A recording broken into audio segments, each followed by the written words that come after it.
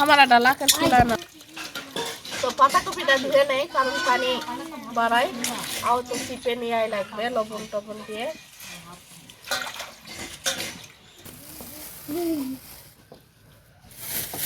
রসুন ये लाल है वो खुले से লাগবে তো हां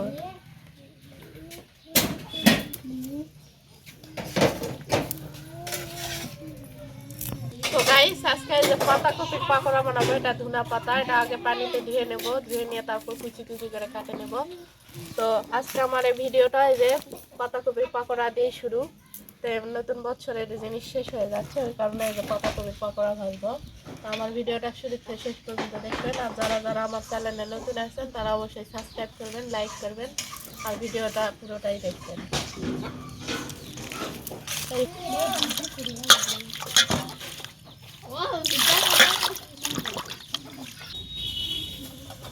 পানিটা ঝুরুক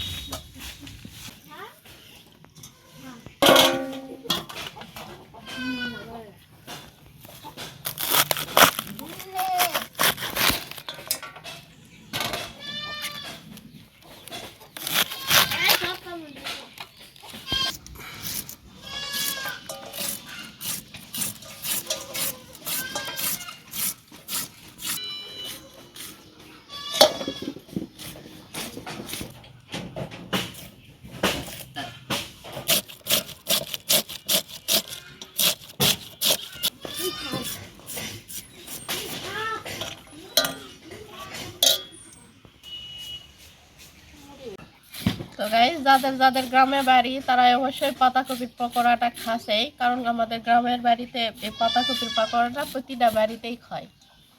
আর ট্রাই করে দেখবেন কেমন লাগে অবশ্যই পাতাকপির পকোড়াটা যারা বাড়িতে ট্রাই করে অবশ্যই দেখবেন খেতে কেমন স্বাদ লাগে চালের গুঁড়া বেসন ধনা পাতা পাতাকপি তারপর হলো ধনার গুঁড়া শুকনা মরিচ ভাজে নিয়ে শুকনা মরিচ ভাজে নেওয়া লাগবে ধনা ভাজে নেওয়া লাগবে নিয়ে বাটে নেওয়া লাগবে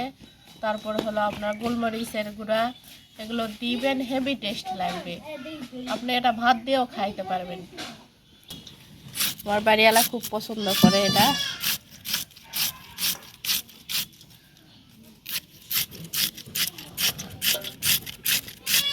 10 মিনিট একটু লবণ দিয়ে মধ্যে ছেড়ে দিবেন পানি কাটবে ওটা চিপে নিয়ে তারপর তো কাটা হয়ে গেল এখানে একটু লবণ দেব আবার ধুনাটা তো লবণটা দিয়ে একটু মধ্যে ছেড়ে দিব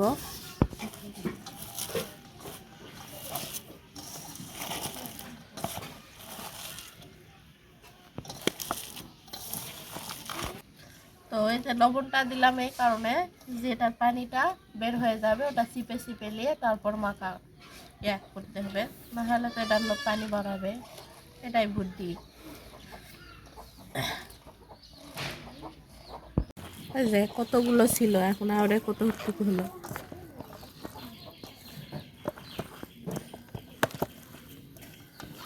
তো এটা এখন 10 মিনিট ঢাকনা দিয়ে রাখবো তারপর আবার চিপে নেব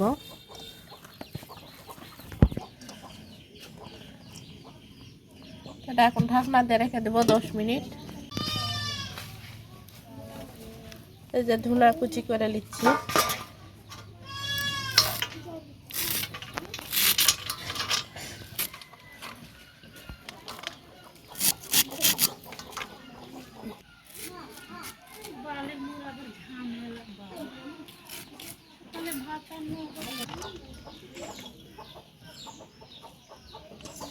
হয়ে গেল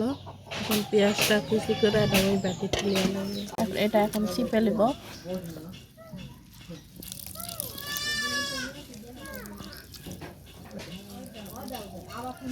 দেখেন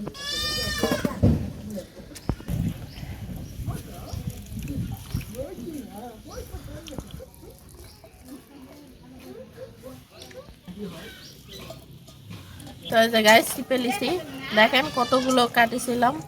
কতটুকু হয়ে গেল এই যে পাতাকপির পকোড়া ভাজার জন্য এইভাবে নেবেন এটা ভালো হবে তো এই যে পাতাকপি দিলাম,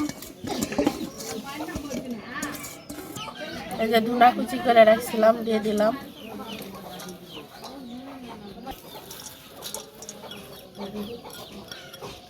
তো এই যে পেঁয়াজ কুচি মরিচ কুচি দিয়ে দিলাম, এই যে মরিচ দিয়ে দিলাম, তাই যে রসুন থিতলা মানে আমাদের তো আর কুচি করা ইয়া নাই, এই জন্য এই যে থিতার করে আদা রসুন দিলাম,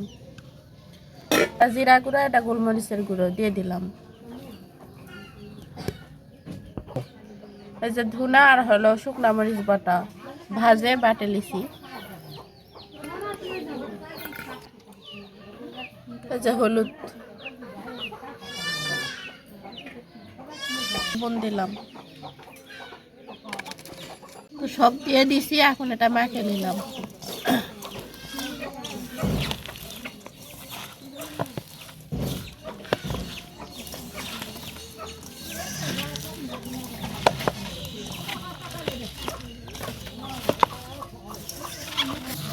তো ভালো করে এটা মেখে নিলে এটা ভালো হবে।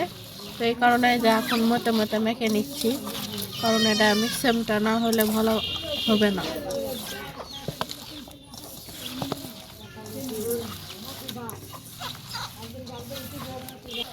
তো এটা এখন এই তো মাখা হয়ে গেল। তো এখন এখানে চাউলের গুঁড়াটা দিয়ে দেবো, এই যে চাউলের গুঁড়া এক বাটি নিয়েছি দিয়ে দিলাম,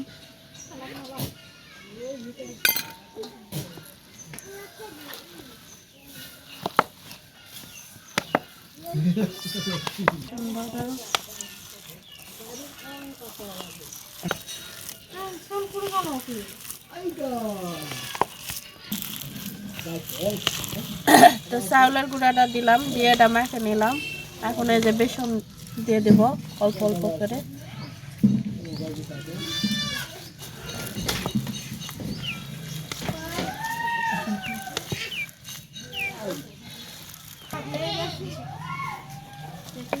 আবার অল্প দিলাম, দিয়ে আবার মেখে নিচ্ছি।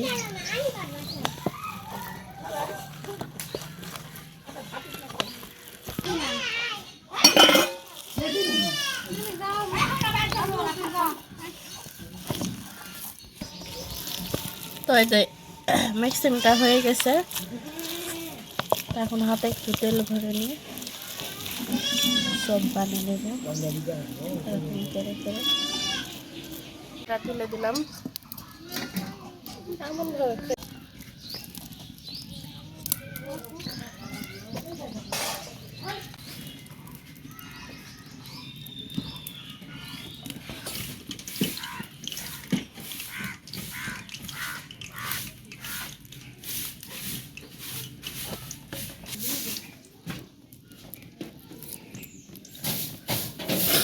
আমি একাই তো, আমার এক হাতে সব কিছু করা লাগে। তো এই যে এখানে আগে ফলে করে দিলাম,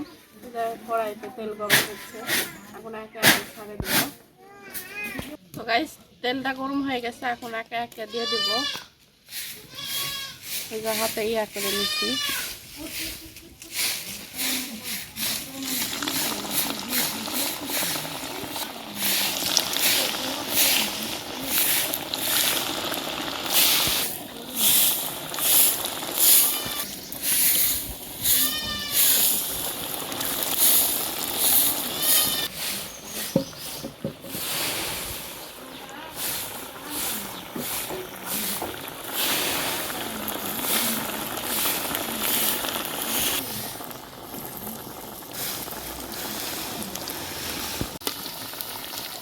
দেওয়া মাত্র লাল হয়ে গেছে,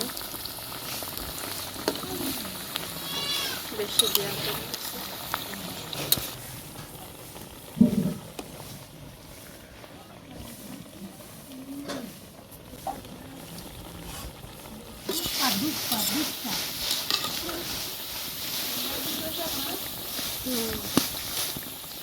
চাवল পাওয়া যান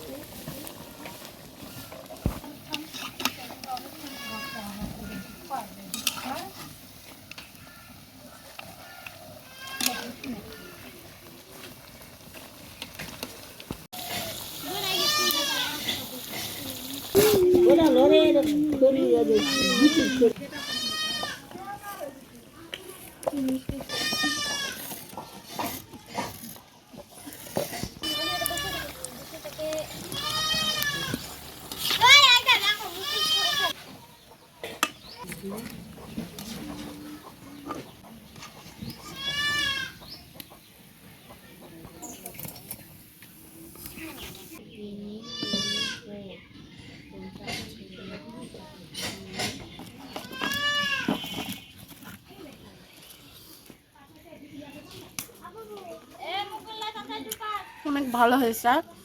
পাতাকপিটা এই যে ভিতরে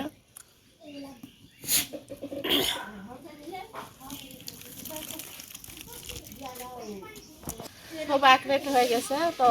আমার পাতাকপি পাকোড়াটা কেমন হলো অবশ্যই কমেন্ট করে জানাবেন। তো আজকের ভিডিওটা এই পর্যন্তই, পরবর্তী ভিডিওতে দেখা হচ্ছে। আল্লাহ হাফেজ।